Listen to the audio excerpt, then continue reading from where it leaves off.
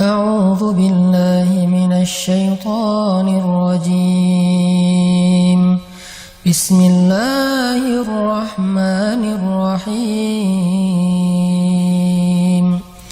فقلت استغفروا ربكم إنه كان غفارا يرسل السماء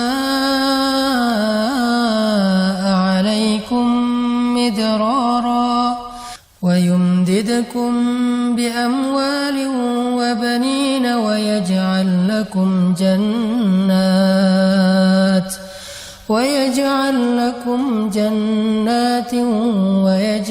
لكم أنهارا. Sadaqallahul Azim. Hari ini kita akan bahas tentang keutamaan istighfar, karena istighfar itu adalah salah satu zikir yang sangat ajaib di antara sekian banyak zikir-zikir yang istimewa dalam Islam. Bahkan kalau kita baca sejarah, Allah selalu mengganti satu ujian atau satu musibah dengan kebaikan itu karena istighfar. Ketika Nabi Adam beristighfar, maka Allah mempertemukan beliau dengan istrinya yang sudah berpisah sekian puluh tahun. Ketika Nabi Yunus beristighfar, maka Allah menyelamatkannya dari perut ikan sehingga kembali bisa berdakwah di muka bumi. Ketika Nabi Musa beristighfar, maka Allah Subhanahu wa taala memberikan kepadanya rezeki di daerah Madian dan menurunkan kepada beliau banyak kebaikan-kebaikan. Ketika Nabi Muhammad SAW beristighfar, maka Allah Subhanahu wa taala memberikan kepada beliau kemenangan-kemenangan dakwah. Makanya di dalam Al-Qur'an Allah mengatakan, "Idza jaa nasrullahi wal fath wa ra'aitan nasa yadkhuluna fi dinillahi afwaja fasabbih bihamdi rabbika wastaghfir." Dan beristighfarlah, maka Allah akan berikan kemenangan itu berlipat ganda. Kemenangan itu beruntun, bukan hanya satu kemenangan. Makanya membahas tentang istighfar ini artinya kita membahas tentang kunci kesuksesan dan kebahagiaan hidup. Di dalam surat Nuh yang tadi saya baca, Allah Subhanahu wa taala menyebutkan beberapa keistimewaan dari istighfar yang sifatnya urusan dunia. Karena amal soleh dalam Islam itu selalu berdampak dunia dan akhirat, bukan hanya akhirat. Jadi kalau kita ngomongin amal soleh dalam Islam, kita bukan cuma ngomongin tentang pahala akhirat, bukan cuma ngomongin tentang surga neraka, bukan cuma ngomongin tentang kehidupan setelah mati, tapi kita juga ngomongin kehidupan kita di dunia. Karena semua amal soleh itu berdampak di dunia dan di akhirat, hasanah dunia dan hasanah akhirat. Nah, di surat Nuh ayat 10, Allah menjelaskan keutamaan dari istighfar. Kata Allah, "Istaghfiru rabbakum innahu kana ghaffara."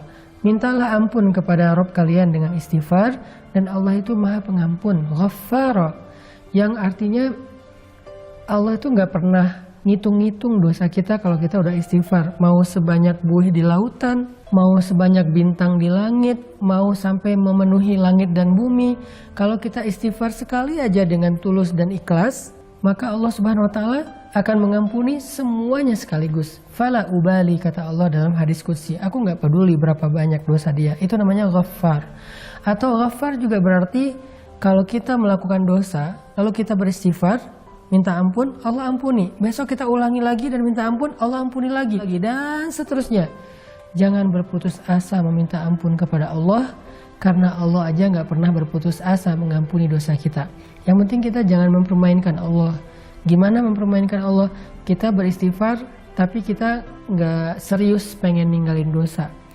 Kalau kita beristighfar dan nyesel banget dengan dosa kita dan serius pengen ninggalin dosa itu di kemudian hari, tapi ternyata kita lemah lalu melakukannya lagi, istighfar lagi, melakukannya lagi, istighfar lagi, tapi selalu menyesal, selalu tulus, selalu pengen berubah, maka Allah Maha tahu isi hati hambanya dan Allah pasti mengampuni dosa-dosanya. Karena Allah Ghaffara. Jadi berkali-kali berbuat dosa, berkali-kali minta ampun, berkali-kali Allah ampuni. Itu satu keutamaan dari istighfar. Nah, lalu yang kedua apa? Keistimewaan dari istighfar, terutama dalam urusan kehidupan kita di dunia. Kata Allah, yursilis samaa alaikum midrara. Allah akan mengirimkan air hujan dari langit kepada kalian mengucur deras. Apa maksudnya? Ternyata kalau kita ngerasa kekeringan, kita merasa kemarau panjang, cara meminta hujan kepada Allah itu adalah dengan beristighfar. Kalau kita coba tafsirkan kalimat ini dalam makna yang lebih luas, ini juga berarti tentang masalah rezeki. Jadi siapapun yang merasa kekeringan, sumber rezekinya, usahanya nggak maju-maju, atau pekerjaannya nggak semakin baik, karirnya nggak naik-naik, maka banyak-banyak istighfar. Sehingga Allah akan mengutus rezeki kepada kita. Yursil, Allah yang akan mengirimkan rezeki itu kepada kita. Bukan kita yang mengejarnya, tapi rezeki yang mengejar kita. Keren ya? Jadi orang yang rajin istighfar, rezeki akan mengejar dia, akan mendatangi dia. Bukan dia yang mendatangi rezeki. Karena kalimat ayatnya, yursilis sama'a alaikum midrara. Akan dikirimkan oleh Allah hujan dari langit kepada kalian secara deras, mengucur deras. Jadi rezeki itu datang kepada kita tuh ngucur deras seperti air hujan. Kebayang gak jumlah air hujan? Bukan setetes dua tetes, ngucur deras sampai bahkan kadang-kadang saking derasnya dan gak ketampung banjir di mana-mana. Seperti itulah rezeki yang akan datang kepada orang yang rajin istighfar. Bukan dicari, tapi dia yang mencari. Terus apalagi? Wa yumdidukum bi amwalin.